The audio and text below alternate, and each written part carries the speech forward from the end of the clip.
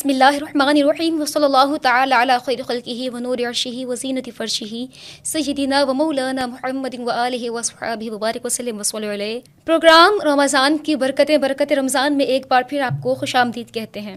ماہ رمضان المبارک جہاں روزوں کے ساتھ خاص ہے، وہیں پر خاص ہے اعتکاف کے لیے۔ اعتکاف کیا ہے، کیوں ہے اور کتنی اقسام کا ہوتا ہے؟ سنت بھی ہے، واجب بھی ہے یا نفل ہے؟ کیا اعتکاف کی بھی کوئی اقسام ہوتی ہیں؟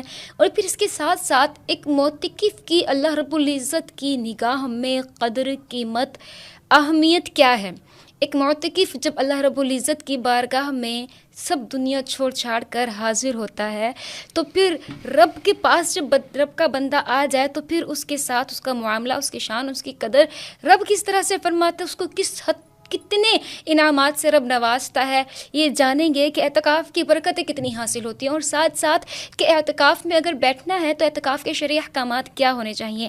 آج ہمارے ساتھ موجود ہیں جناب مفتی یاسین صاحب۔ السلام علیکم۔ وعلیکم السلام۔ کیسے مزاج ہیں آپ؟ اللہ کا بڑا فضل، الحمدللہ۔ آپ ٹھیک ہیں؟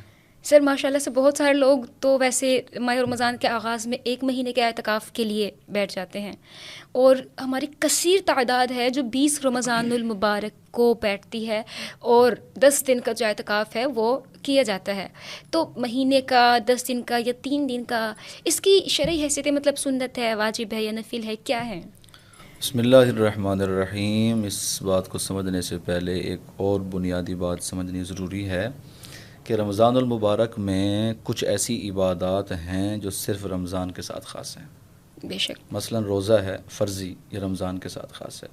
آپ اس کے علاوہ پورے سال میں نفلی روزہ رکھ سکتے ہیں، بالکل، قضا روزہ رکھ سکتے ہیں، فرضی روزہ آپ کو رمضان میں ملے گا۔ ایسے ہی، دوسرے نمبر پہ صلاۃ التراویح ہے، ایسے تراویح کی عبادت جو ہے یہ رمضان کے ساتھ خاص ہے۔ بالکل، اس کے علاوہ آپ تہجد بھی پڑھتے ہیں، اوابین بھی پڑھتے ہیں، اشراق وغیرہ بھی پڑھتے ہیں، وہ اس میں بھی ہیں، لیکن تراویح صرف رمضان میں ہے۔ اسی طرح لیلۃ القدر کی تلاش اور اس کی برکت وہ بھی اسی رمضان میں ہے۔ چوتھے نمبر پہ اعتکاف۔ اعتکاف وہ عبادت ہے جو صرف رمضان کے ساتھ خاص ہے۔ پہلے اس کو سمجھنے کے لیے اعتکاف کیا ہوتا ہے، بالکل، کس کو کہتے ہیں، اس کا مفہوم کیا ہے۔ جب اعتکاف کا مفہوم سمجھ آئے گا تو میرے خیال میں پھر آگے والے سوال کا جواب دینے میں بہت آسانی ہوگی۔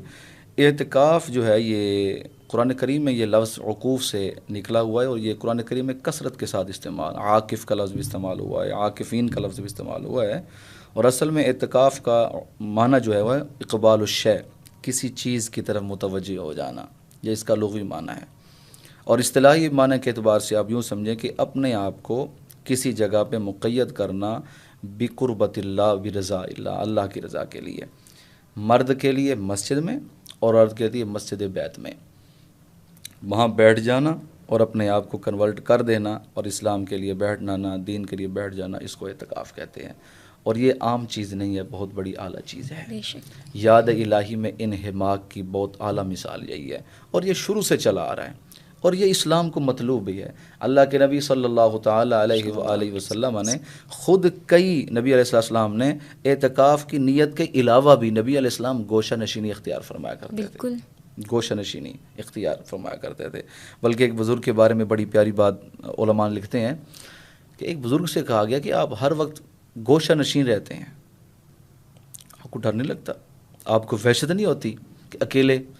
ایک بڑی پیاری بات کہ مجھے ڈر نہیں لگتا، مجھے وحشت نہیں ہوتی، کیوں؟ فرمایا آنا جلیس و من ذکرنی، فرمایا جس رب کا میں ذکر کرتا ہوں وہ رب میرے ساتھ ہوتا ہے۔ سبحان اللہ۔ تو اعتکاف کا مفہوم یہی ہے کہ علامہ ابن رجب حنبلی رحمۃ اللہ علیہ فرماتے ہیں کہ مخلوق سے تعلق ختم کر دینا اور خالق سے جوڑ لینا، اسے اعتکاف کہتے ہیں۔ سبحان اللہ۔ ٹھیک ہو گیا؟ پھر اعتکاف جو ہے اس کے کئی احکام ہیں، کبھی یہ فرض ہوتا ہے، کبھی یہ واجب ہوتا ہے، اور کبھی یہ نفل ہوتا ہے، اور کبھی یہ سنت ہوتا ہے۔ فرض بئی معنی اس کی بھی ایک وجہ ہے، میں آپ کی خدمت کرتا ہوں۔ یہ یاد رکھیں کہ یہ وہ عبادت ہے کہ جس کے کرنے والے خود انبیاء کرام علیہ السلام ہیں۔ سبحان اللہ، سبحان اللہ۔ بلکہ اگر میں اس کو تھوڑا سا آگے لے جاؤں تو معتکفین کے لیے اہتمام کرنا، ان کی جگہ کو صاف کرنا خود اللہ جل وعلا کا حکم ہے۔ وَعَهِدْنَا إِلَىٰ إِبْرَاهِيمَ وَإِسْمَاعِيلَ أَن طَهِّرَ بَيْتِيَ، کہ اے ابراہیم، اے اسماعیل، میرے گھر کو صاف کرو. کس کے لیے؟ للطائفین والعاکفین، والعاکفین، طواف کرنے والوں کے لیے. پھر فرمایا عاکفین، اعتکاف کرنے والوں کے لیے. بالکل. تو یعنی اتنا بڑا کام ہے کہ اعتکاف کرنا، اتنا بڑا کام ہے کہ ان کی جگہ کو بنانا اور ان کے لیے سہولیات فراہم کرنا، یہ انبیاء کرام علیہ السلام کی سنتوں میں سے ہے. اب رہا سوال یہ کہ اعتکاف کی اقسام کتنی ہیں اور کہاں اور کب بیٹھنا چاہیے. جنرلی میں آپ کو آسان لفظوں میں یوں سمجھاؤں گا، اعتکاف 3 طرح کا ہوتا ہے. واجب ہوتا ہے، سنت ہوتا ہے اور نفلی ہوتا ہے. واجب اعتکاف اس کو کہتے ہیں کہ ایک شخص نے منت مانی کہ میرا فلاں کام ہو گیا تو میں اللہ کی رضا کے لیے اتنے دنوں کا اعتکاف کروں گا، مسجد میں بیٹھوں گا. اب اللہ تبارک و تعالیٰ کی طرف سے وہ مقام ہو جائے تو اس منت کو، اس نذر کو پورا کرنے کے لیے اعتکاف بیٹھنا اس پر واجب ہوگا. دوسرے نمبر پہ آتا ہے سنت کا. عام طور پہ جو زیادہ مشہور ہے وہ سنت اعتکاف ہے. اب سنت اعتکاف 3 طرح کا ہے. نبی علیہ السلام نے 1 سال میں 1 ماہ مکمل اعتکاف فرمایا، اور دوسرے حدیث میں ہے کہ نبی علیہ السلام نے آخری 20 دن اعتکاف فرمایا، اور تیسری حدیث میں نبی علیہ السلام نے آخری عاشرہ میں اعتکاف فرمایا. اب علماء نے ان تینوں احادیث میں تطبیق دی ہے. وہ فرماتے ہیں کہ 1 ماہ کا بھی حضور نے کیا تو اختیار ہو گیا، 20 دن کا بھی کیا تو اختیار ہو گیا. اور جو سنت ہے، کان یعتکف رسول اللہ صلی اللہ علیہ وسلم، نبی علیہ السلام اعتکاف فرمایا کرتے تھے فی عشر اواخر رمضان، رمضان شریف کے آخری عشرے میں. نبی علیہ السلام جب آخری عشرے میں اعتکاف کرتے تھے تو یہاں ماضی استمراری کا صیغہ ہے. تو علماء اس کا جواب یہ دیتے ہیں کہ نبی علیہ السلام کی جو کثرت کے ساتھ اعتکاف تھا وہ آخری عاشرہ مبارکہ میں تھا. تو لہٰذا سنت اعتکاف 30 دن بھی ہے، 20 دن بھی ہے، لیکن ایسی سنت جس کو حضور علیہ السلام نے کثرت کے ساتھ فرمایا ہے وہ ہے آخری عشرہ. نبی علیہ السلام نے آخری عشرے میں خود بھی اعتکاف کیا، حضور علیہ السلام کے صحابہ نے بھی اعتکاف کیا، اور نبی علیہ السلام کی ازواج مطہرات یعنی ہماری ماؤں نے بھی اعتکاف فرمایا. تیسرے نمبر پہ ہوتا ہے نفلی اعتکاف. نفلی اعتکاف جو ان دونوں کے علاوہ ہو، یعنی سنت کے علاوہ ہو، واجب کے علاوہ ہو. اس کی کوئی لیمٹ نہیں ہے، اس کا کوئی وقت نہیں ہے، وہ مقرر نہیں ہے. آپ 1 دن کے لیے بیٹھ سکتے ہیں، آپ 10 دنوں کے لیے بیٹھ سکتے ہیں، آپ ایک نماز سے دوسری نماز کے ٹائم تک بیٹھ سکتے ہیں. اس لیے نبی صلی اللہ تعالی علیہ وآلہ وسلم نے عصر اور مغرب کے درمیان اعتکاف کی فضیلت فرمائی ہے. مغرب اور عشاء کے درمیان بیٹھنے کی اعتکاف کی نیت سے نبی علیہ السلام نے اس کی بھی فضیلت ارشاد فرمائی ہے. تو پوری گفتگو خلاصہ یہ ہوا کہ اعتکاف 3 طرح کا ہے، اور جو میں نے آپ کی خدمت میں پیش کیا، ہمارے ہاں جو زیادہ رواج ہے، ہمارے ہاں جو کثرت کے ساتھ امت مسلمہ فرزندان توحید جو ہیں وہ اعتکاف بیٹھتے ہیں، وہ رمضان شریف کے آخری عشرے میں بیٹھتے ہیں، اور بیٹھنا بھی چاہیے، بالکل بیٹھنا بھی چاہیے. تو رمضان شریف کے آخری عشرے میں نبی علیہ السلام ساری مخلوق سے تعلق ختم کر کے، قطع تعلق ہی کر کے نبی علیہ السلام مسجد میں بیٹھ جاتے تھے اللہ تبارک و تعالیٰ کی عبادت کی نیت سے. مطلب مفتی صاحب کے جو نفل اعتکاف ہے اس کی کوئی خاص لمٹ نہیں ہے، وہ کتنے بھی دن کا ہو سکتا ہے. یعنی کہ اگر کوئی آخر کے 10 دن مکمل 10 دن کا اہتمام کسی وجہ سے نہ کر سکے تو وہ 7 دن یا 5 دن یا 3 دن بیٹھ سکتا ہے. بالکل بیٹھ سکتا ہے. کیا عورتیں مسجد میں بیٹھ سکتی ہیں؟ یہ ایک مختلف فی مسئلہ ہے، لیکن ہمارے جو علماء ہیں انہوں نے بڑی پیاری بات کی ہے. اس کو میں 2 طریقوں سے جواب دوں گا، ایک عقلی اور ایک نقلی. صحیح. پہلے آپ نقلی سمجھیے. ناظرین اس بات کو ضرور توجہ سے سنیں گے. ہمارے ہاں ابھی ایک نیا ٹرینڈ چل پڑا ہے اجتماعی اعتکاف مستورات کے لیے. جی. میرے نزدیک اور اہل اسلام کے نزدیک یہ اچھا علامت نہیں سمجھی جا رہی. رہا یہ سوال کہ عورتیں مسجد میں اعتکاف بیٹھ سکتی ہیں کہ نہیں.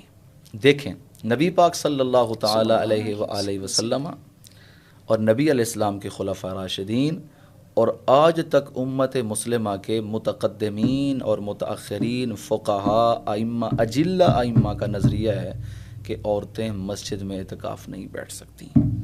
عورت کے لیے مسجد بیت کا حکم ہے کہ وہ وہاں بیٹھے. اس پر میں 2-3 باتیں عرض کرتا ہوں۔ پہلے نمبر پہ بخاری شریف کتاب الاعتکاف میں ہے، نبی پاک صلی اللہ علیہ وسلم تشریف لائے، فرمایا میں نے اعتکاف کرنا ہے، میرے لیے خیمہ بنایا جائے۔ تو نبی پاک صلی اللہ علیہ وسلم حکم عطا فرما کے حضور تشریف لے گئے۔ حضور صلی اللہ علیہ وسلم بار دیگر دوسری مرتبہ تشریف لائے تو کیا دیکھا، وہاں خیمے نصب تھے۔ نبی پاک صلی اللہ علیہ وسلم فرمایا یہ کس کا ہے؟ فرمایا یہ حضرت عائشہ کا خیمہ ہے۔ یہ کس کا ہے؟ فرمایا حضرت حفصہ رضی اللہ تعالی عنہ کا ہے۔ یہ کس کا ہے؟ فرمایا حضرت زینب رضی اللہ تعالی عنہ کا ہے۔ نبی علیہ السلام نے فرمایا یہ کیوں خیمے لگائے گئے؟ انہوں نے آگے سے جواب دیا، یا رسول اللہ آپ بھی اعتکاف میں بیٹھ رہے ہیں اور ہم بھی آپ کے ساتھ مسجد میں اعتکاف بیٹھنا چاہتے ہیں۔ نبی علیہ السلام نے سوالیہ طور پہ ارشاد فرمایا کیا تم اس کام سے نیکی کا ارادہ کرتی ہو؟ انہوں نے عرض کی بالکل۔ تو حضور علیہ السلام نے جلالی تبعیت میں فرمایا کہ یہ تمہاری نیت نیکی والی ہے نہیں۔ فلم یعتکف رسول اللہ صلی اللہ علیہ وسلم، حضور علیہ السلام غصے کے عالم میں یہ الفاظ کہتے ہوئے واپس تشریف لے گئے۔ فرمایا تمہارے لیے یہ نیکی نہیں ہے کہ تم مسجد میں اعتکاف بیٹھو۔ حتیٰ کہ نبی علیہ السلام نے اس سال رمضان کے آخری عاشرہ میں اعتکاف کیا ہی نہیں۔ نبی علیہ السلام نے پھر اس کے بعد شوال المکرم میں نبی علیہ السلام نے باقاعدہ اعتکاف فرمایا۔ اب اس حدیث بخاری سے ہمیں کیا مسئلہ سمجھ آیا کہ نبی پاک علیہ السلام خود یہ چاہتے ہیں کہ عورتیں مسجد میں اعتکاف نہ بیٹھیں۔ اسی طرح الترغیب و ترہیب کے اندر ایک بڑی پیاری حدیث پاک لکھی، حضرت ام حمید الساعدی رضی اللہ تعالی عنہ، حضرت ابو حمید الساعدی رضی اللہ تعالی عنہ کی والدہ ماجدہ حضور علیہ السلام کی خدمت میں آ گئی، عرض کرتی ہیں یا رسول اللہ علیہ وسلم میرا بڑا شوق ہے کہ میں آپ کے پیچھے نماز پڑھوں، بڑی مجھے شوق ہے کہ حضور میں آپ کے ساتھ آ کے مسجد میں نماز پڑھوں۔ نبی پاک صلی اللہ تعالی علیہ وسلم نے فرمایا آپ میرے ساتھ نماز نہیں پڑھ سکتی، آپ کی نماز آپ کے کمرے کے کونے میں بہتر ہے، آپ کے کمرے کے کونے میں بہتر ہے۔ حضرت ام حمید رضی اللہ تعالی عنہ نے پھر ساری زندگی اسی مقام خاص پہ نماز پڑھی حتیٰ کہ اسی جگہ پہ آپ کا وصال ہوا۔ یہ دونوں حدیثیں ہمیں یہ بتا رہی ہیں کہ عورت کے لیے مسجد عامہ نہیں، عورت کے لیے مسجد بیت ہے جہاں وہ اعتکاف کرے۔ اس کا تیسرا جواب میں آپ کی خدمت میں یہ پیش کروں گا، حضرت عمر فاروق رضی اللہ تعالی عنہ، اس بات کو سمجھنے سے پہلے ایک حدیث آپ سن لیں کہ حضور علیہ السلام فرماتے ہیں علیکم بسنتی و سنت الخلفاء الراشدین، میری سنت تمہارے اوپر لازم، میرے اصحاب خلفاء راشدین کی سنت تمہارے اوپر لازم۔ یعنی حضور صلی اللہ علیہ وسلم فرمانا یہ چاہتے ہیں کہ میری سنت بھی تمہارے لیے حجت اور میرے اصحاب خلفاء راشدین کی عمل، ان کی سنت تمہارے اوپر لازم ہے۔ اب نبی پاک علیہ السلام کے اس فرمان سے حضرت عمر کا قول اور حضرت عمر کا عمل ہمارے لیے بطور دلیل آ گیا۔ حضرت عمر رضی اللہ تعالی عنہ نے جب دیکھا کہ فتنے بڑھ رہے ہیں عورتوں کے آنے سے، تو حضرت عمر رضی اللہ تعالی عنہ نے عورتوں کو مسجد میں آنے سے منع فرما دیا۔ اس وقت سیدہ ام المؤمنین جناب سیدہ عائشہ صدیقہ رضی اللہ تعالی عنہ حیات تھیں۔ انہوں نے ایک جملہ فرمایا جو کام عمر نے کیا ہے آج رسول اللہ ظاہری طور پہ تشریف فرما ہوتے یہی کام وہ خود کرتے ہیں۔ حضرت عمر کا عمل بھی ہو گیا اور اس پر مہر ثبت فرما دی حضرت اماں عائشہ صدیقہ رضی اللہ تعالی عنہا نے۔ تو جب نماز کے لیے 10 منٹ کے لیے جب اسلام عورت کو مسجد میں بغیر پردے کے اور دوسرے لوازمات کے نہیں آنے دیتا تو ایک ماہ یا 10 دن کے لیے کیسے برداشت کرے گا؟ ٹھیک ہو گیا۔ اس پر چوتھی بات میں آپ کی خدمت میں عقلی طور پہ پیش کرنا چاہتا ہوں، وہ یہ ہے کہ عورتوں کا مسجد میں آنا کیوں ضروری ہے، کس کے لیے ضروری ہے، وجہ کیا ہے، بنیادی مقصد کا ہے۔ ہمارے دوست ہمارے بھائی یہ کہتے ہیں کہ اس لیے عورتیں مسجد میں اعتکاف اجتماعی طور پر بیٹھتی ہیں کہ ان کو دین سکھایا جائے۔ چھوٹا سا سوال ہے، نبی پاک صلی اللہ علیہ وسلم کے زمانے مبارک میں تربیت نہیں ہوتی تھی؟ ازواج رسول رضی اللہ تعالی عنہن وہ خود مسجد میں آتی تھی یا نبی علیہ السلام ان کے یہاں تشریف لے جاتے تھے؟ ایک بات۔ دوسرا، نبی پاک صلی اللہ علیہ وسلم جب بڑے اجتماع سے خطاب فرماتے تھے تو نبی پاک صلی اللہ تعالی علیہ وآلہ وسلم مردوں سے الگ خطاب فرماتے تھے اور عورتوں سے الگ خطاب فرماتے تھے۔ یہ دو چیزیں بتا رہی ہیں کہ عورتوں کو بلانا اور چیز ہے، خود جانا اور چیز ہے۔ اگر بالفرض جہاں کہیں فقہا نے کہیں نہ کہیں گنجائش تھوڑی سی مباح کا درجہ رکھا ہے تو وہاں بھی اتنی شرائط ہیں جو ہمارے فی زمانہ پائی نہیں جاتی.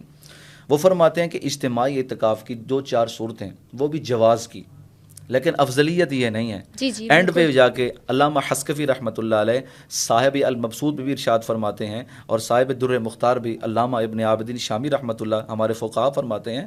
اور جب ہم کہتے ہیں فقہا فرماتے ہیں بالکل. تو فقہا کا اپنا نظریہ نہیں ہوتا، بالکل بالکل ان کے ایسے ہی پیچھے ہے. قرآن، سنت، اجماع یا قیاس ہوتا ایسے ہی ہے، ہے. اور چاروں کے چاروں ادلہ شرعی ہیں ہمارے بالکل لیے. بالکل. ٹھیک ہو گیا. تو ہمارے فقہا جو نظریہ ہے وہ کہتے ہیں اگر کہیں مباح کی ضرورت بیان بھی کرتے ہیں تو اس کے ساتھ آگے خود لکھتے ہیں افضل یہ ہے کہ عورت مسجد بیت میں اعتکاف کرے، مسجد عامہ میں اعتکاف نہ کرے.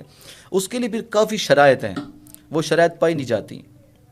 مثلا مثال کے طور پہ مکمل کمپلیٹی طور پہ پردے کا اہتمام ہو، یہاں تک کہ جن راستوں سے عورتوں نے آنا ہے اور جانا ہے تو وہاں بھی مردوں کا ملاپ نہ ہو، مردوں کا اختلاط نہ ہو. فی زمانہ کون سی ایسی گلی یا سڑک کا کس کو آپ روکیں گے؟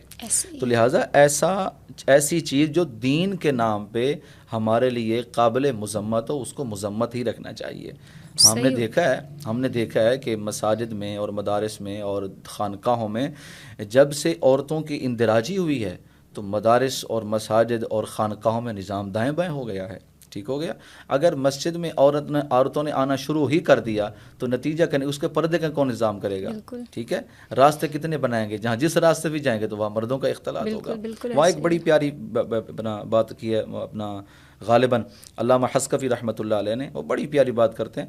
اگر آپ لوگوں نے عورتوں کو اجتماعی کی شرط ہے، ایک دو نہیں، اجتماعی کی شرط ہے کہ جواز کی جہاں بیان کرتے ہیں تو فرمایا اجتماعی کے لیے ضروری ہے کہ ایسی عالمہ فاضلہ کا ہونا ضروری ہے کہ وہ جو دین کو صحیح طریقے سے آگے پہنچا سکے. تو اس کے لیے پھر آج کل ملنا ہی محال ہو گیا ہے. تو اس لیے فقہا، متقدمین، متاخرین نے قرآن اور حدیث سے اس بات کو بالکل واضح کیا ہے کہ عورتیں اپنے گھر میں اعتکاف کریں، مسجدوں میں اعتکاف نہ کریں. اور جو اپنے گھر میں اعتکاف کرتی ہیں مفتی صاحب 2 یا 3 بیٹھ جائیں یا 4 بیٹھ جائیں، کیا ان کا پھر اعتکاف ہوتا ہے؟ بالکل ہوتا ہے، کوئی مسئلہ نہیں ہے. کوئی مسئلہ نہیں. 1 بیٹھ جائے، 2 بیٹھ جائیں بہنیں، 4 بیٹھ جائیں ہماری بہنیں، تو کوئی مسئلہ نہیں ہے. جب شریعت نے خود کہا ہے کہ گھر میں بیٹھے صحیح، تو 1 بیٹھے، 2 بیٹھے، 4 بیٹھیں. معتکف والی آپس میں بات کر سکتی ہیں. معتکف والی اپنی شرعی بات، مسائل پر گفتگو ڈسکس کر سکتے ہیں. لیکن یہ ہے مشکل کہ عورتیں 4 بیٹھ جائیں اور دینی باتیں ہوں، یہ ہے مشکل. ایسے ہی ہے.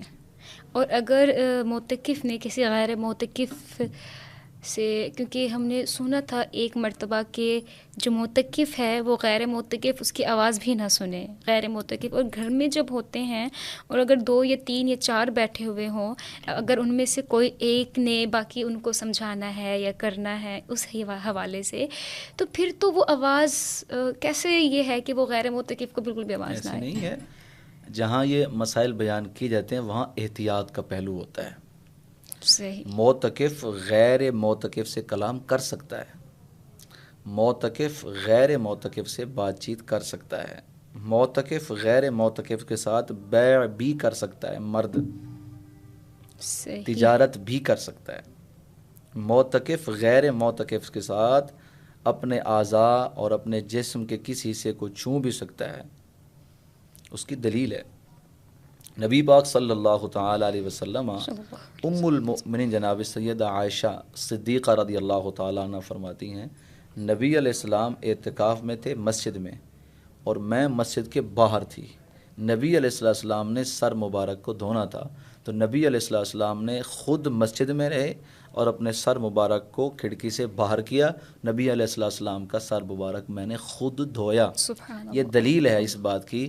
اس کے اندر ایک بریک سے بریک نقطہ لطیف بات ہے کہ آپ اندازہ لگائیں کہ اگر رسول اللہ چونکہ خود صاحب شرع ہیں، بالکل بے شک با اختیار نبی صلی اللہ علیہ وسلم ہیں، اگر وہ چاہتے تو 6 قدم 2 قدم باہر نکل سکتے تھے، ان سے کس نے پوچھنا تھا. لیکن نبی علیہ السلام نے معتکف کو مسجد کی اہمیت کے پیش نظر ہمیں بتایا کہ اے معتکف مسجد میں رہنا کتنی بڑی عبادت ہے. اپنے سر کو نہلانے کے لیے دھلانے کے لیے حضور نے سر آگے کیا ہے، خود باہر تشریف نہیں لے گئے. اس سے جہاں بڑی اور مسائل کا استنباط ہوتا ہے وہاں سے یہ مسئلہ بھی ہو سکتا ہے کہ معتکف غیر معتکف سے بات کر سکتا ہے، لیکن بات کرنے میں وہ بات ہو جو غیر شرعی بات نہ ہو، دینی بات ہو، مسائل کی بات ہو۔ رہا یہ کہ ایک کی بات سن سکتا ہے کہ نہیں سن سکتا، معتکف آپس میں ایک دوسرے کی بات سن سکتے ہیں، باہر والے کی بات بھی سن سکتے ہیں، لیکن باہر اور اندر دونوں کو احتیاط اس کرنا چاہیے کہ ایسی بات نہ کریں جس سے اعتکاف کی جو لوازمات ہیں ان لوازمات کے اندر کوئی کمی یا کوئی تقصیر آ جائے۔ صحیح ہو گیا۔ اور آخر میں مفتی صاحب بس اعتکاف کی کوئی ایسی فضیلت کے شوق پیدا ہو لوگوں میں جو نہیں اعتکاف میں بیٹھے؟ عرض یہ ہے کہ اعتکاف یاد الہی کا نام ہے، بے شک یاد الہی کا نام ہے۔